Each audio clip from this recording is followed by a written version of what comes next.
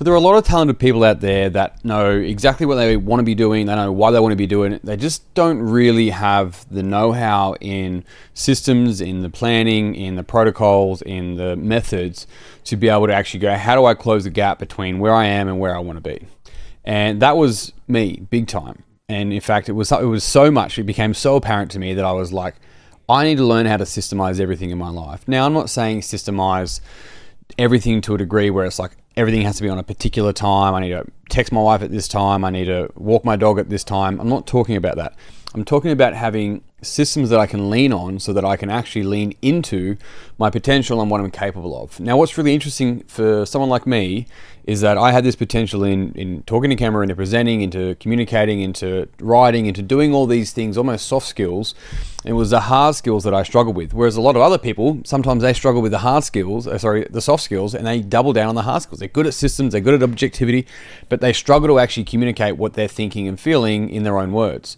I was the opposite. And so what I came to learn was that there are particular stages, like many other areas and other videos I've done, but there are stages that people actually move through when it comes to the approaches they take to the things that they're really, really good at.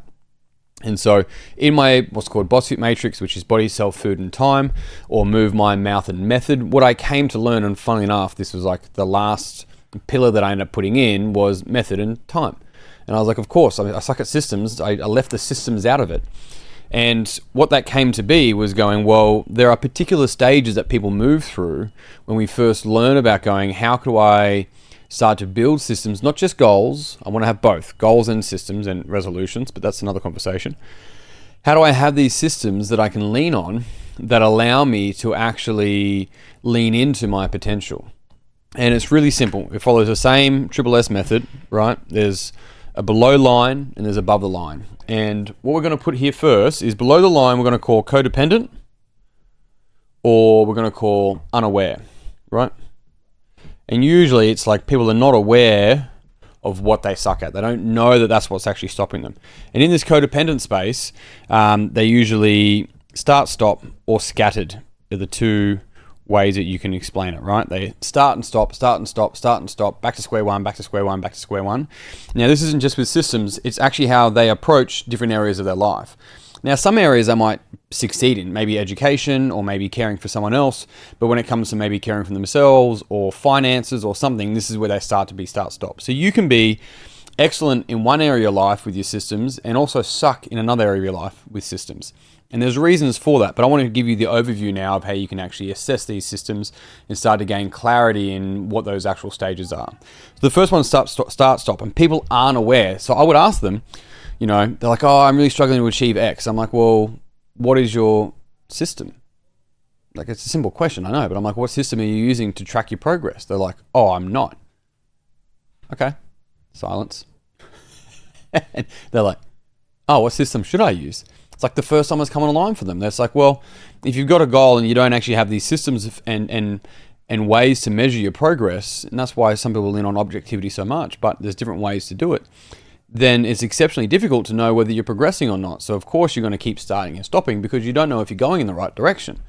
So in this space, people are usually, once again, codependent. So they need accountability. So they'll go to a trainer or to a dietitian, in a health example, or a business coach, and they'll need someone to be accountable to. But if that business coach or trainer isn't aware, they're going to keep that person codependent, right? Just keep them on a drip. Whereas really a fantastic coach should be helping you build independence. There should be education. There should be teaching, not telling. And so in this first stage here, it's a pre-stage. It's called start, stop. After that, it's called step. That's a P, not an E. Let's try that again. It's called step.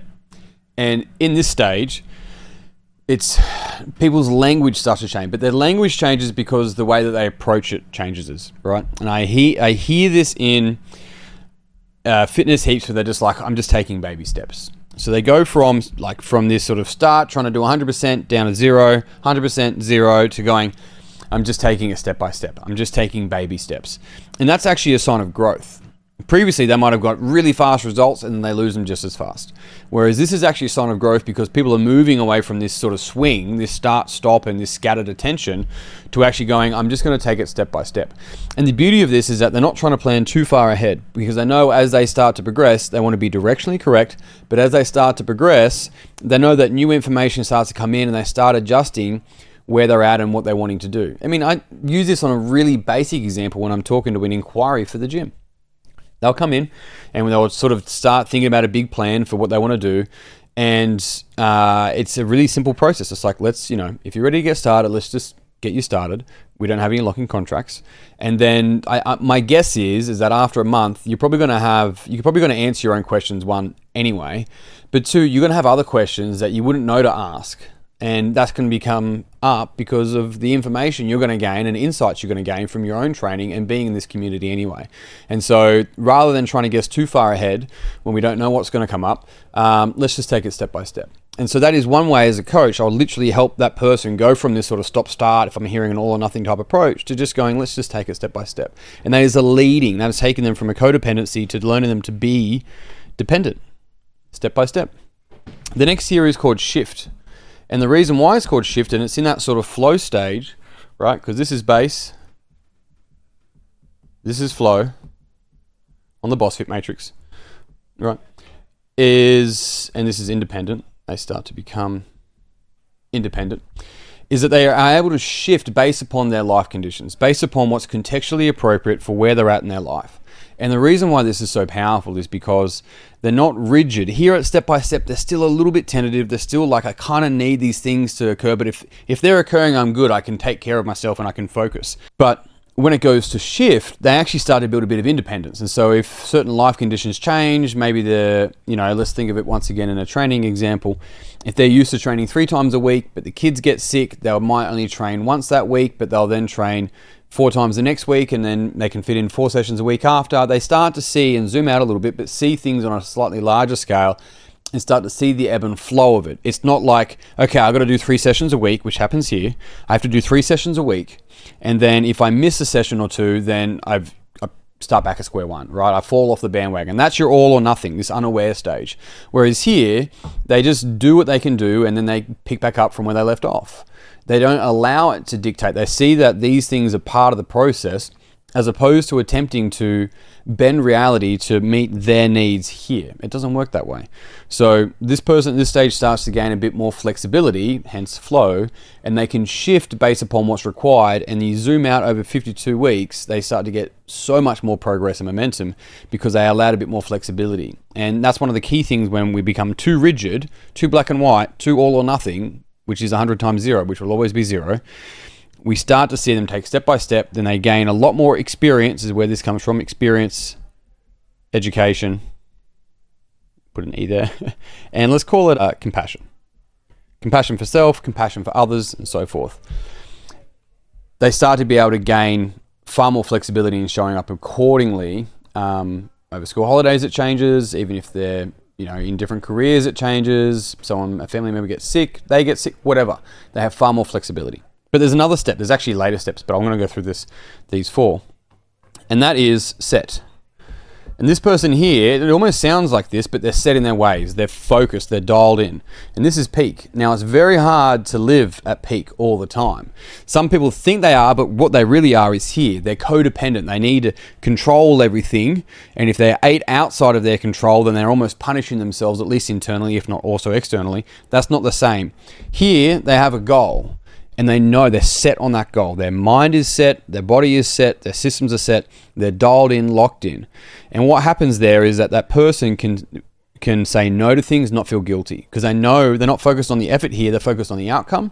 And they know what's required to get there. So it's not even sacrifices for them. They're not going, I'm sacrificing all these things. They're like, no, if I don't achieve that, that's the sacrifice. Of course I want to do this. They're dialed in.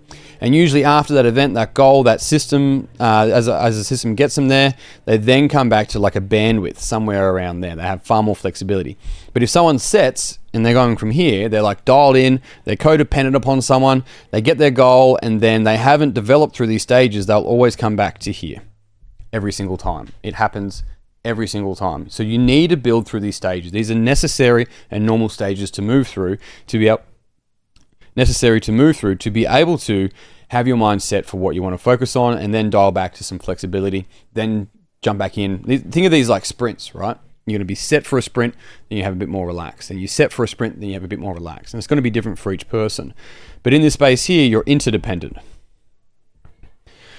So we actually start to move from codependent to dependent, independent, and interdependent. And so these stages here are exceptionally crucial and important for like system development. And this is how we move through these stages. Once again, just by experience, by education, by compassion, usually self-compassion, and going from a place of codependence, which is a normal place to start. You seek help, you look for a trainer, a coach, a mentor, someone, and ideally they're helping you move through these stages by teaching you rather than just telling you. Really, really different. So that's the systems component, the method, the time component of the Boss Fit Matrix. These are the stages that people move through, and you grab this and you apply it to all the other areas and pillars of life, whether it be finances, career, health, it could be relationships, whatever the case might be. It could be the way they actually talk to themselves. So the inter and intrapersonal intelligence. Either way, this is exceptionally important to know so that you can start to break down, hey, where am I actually being all or nothing and start and stop in my life? And how do I go, let me just take baby steps? Because maybe in some areas of your life, you're up here, you're not gonna be like that across all areas. And so you need to eat a little bit of humble pie, eat your ego, come back to where you are right now and take a step-by-step process or approach rather in the areas of maybe where you're a little bit less developed. And that's okay. That's just where you're at. And if you can do that, you'll find yourself living life here a lot sooner. That's me done. I'm out. Until next time, peace and pizza. I'll see you soon.